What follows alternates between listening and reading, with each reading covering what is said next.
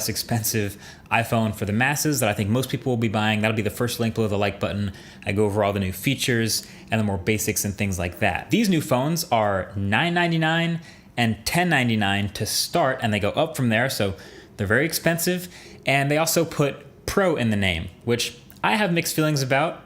I get it, but I have mixed feelings about it. Okay, so what is new? Well, you can clearly see the design is already nearly identical to the XS and XS Max, same sizes. So there are really four main things you need to know here: display, battery, cameras, and the matte finish. Actually start with the matte finish since it's the most obvious. The glass on the back of these Pro iPhones is now this sort of frosted, I would say, a very slight texture and a matte finish to it. And I absolutely love it. And then the camera square weirdly goes back to glossy. So it's like the opposite of the cheaper iPhone 11, which is a glossy phone with a matte camera square. I just kind of wish the whole back of this phone was matte, but maybe that's just me. They don't have a matte black, but they do have a matte space gray, along with a midnight green, which is like this subtle dark green, almost military camo type of green. And then there's a silver, which looks very bright, and gold, which is the most familiar one.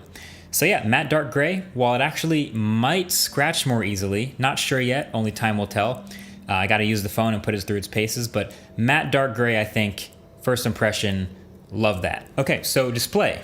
Now, if you told me there's gonna be a new iPhone Pro this year with a Pro display, I would just assume that you meant it was gonna have 120 Hertz high refresh rate ProMotion display.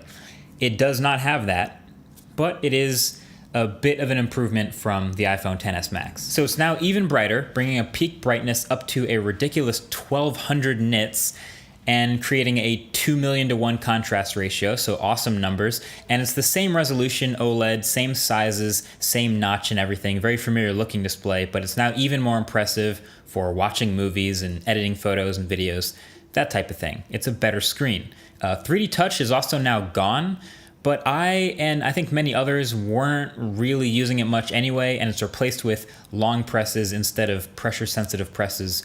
They're called haptic presses, and they do pretty much all the same things. They're calling this new display Super Retina Display XDR, so if you're into name dropping, you can call it that. I'm just gonna call it a brighter display. Then there's the battery. So on stage, Apple claimed 4 hours more battery life than the iPhone XS, and on the 11 Pro Max, 5 hours more battery than the XS Max. That is a huge improvement. And this really isn't coming from a much physically larger battery from the previous phone. A lot of these improvements are coming from the improved efficiency of the A13 Bionic chip inside. So not only is it a much more powerful chip, like we said in the iPhone 11 video, but it is much more efficient too. And that's where your battery gains will come from. I mean, of course, I will have to test these claims and put it to use and see how good it really is, but I'm really happy about those claims of much better battery life. And speaking of power, it now comes with an 18-watt fast charger in the box. Finally, iPhone Pro. It took a while. It took a Pro phone to get that. But if you want that fast charger in the box, the iPhone 11, the cheaper one, doesn't get that. And it is USB Type-C to Lightning, so yeah, it's a step in the right direction. So that's the matte finish, the display, and the battery, which brings us to the one thing that they spent by far the most time on, and that's the new cameras. So triple cameras on the back here for the iPhone 11 Pro and Pro Max. It joins the 3 camera club. So one normal camera, one 2x telephoto, and one 120-degree ultra wide. And you can switch between the 3 of them in the app with the buttons if you want, or with a slider that sort of gracefully moves between all 3 focal lengths.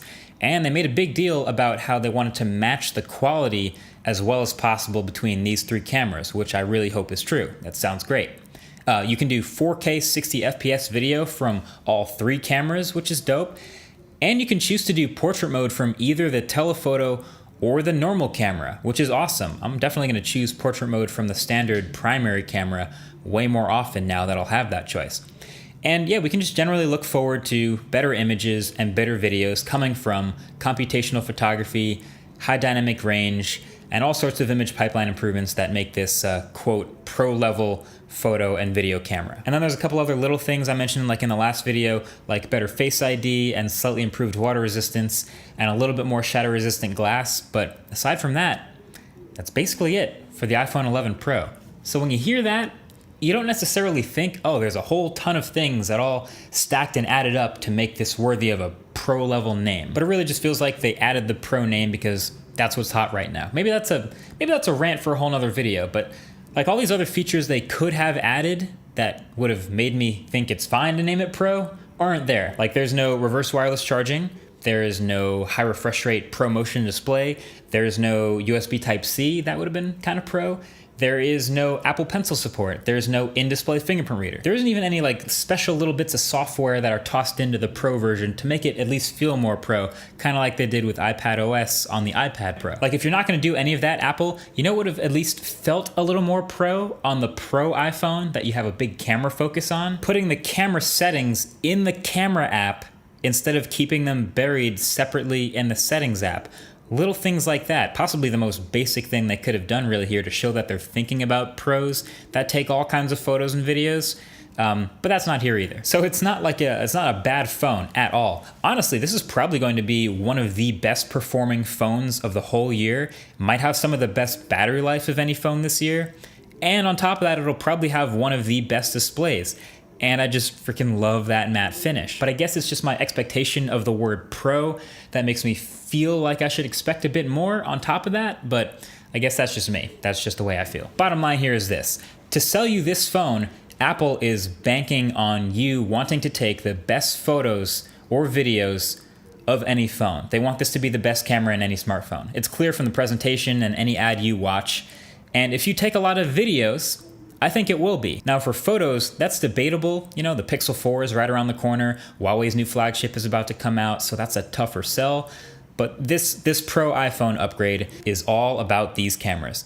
And as a camera nerd, I do love that, even if it looks like a kitchen stove on the corner of your phone. Either way, let me know what you think. Also, definitely check out that iPhone 11 overview video for a feature overview and to see all those sweet colors. But that's been your first look at the iPhone 11 Pro. Thanks for watching this one, and I'll catch you guys later. Peace.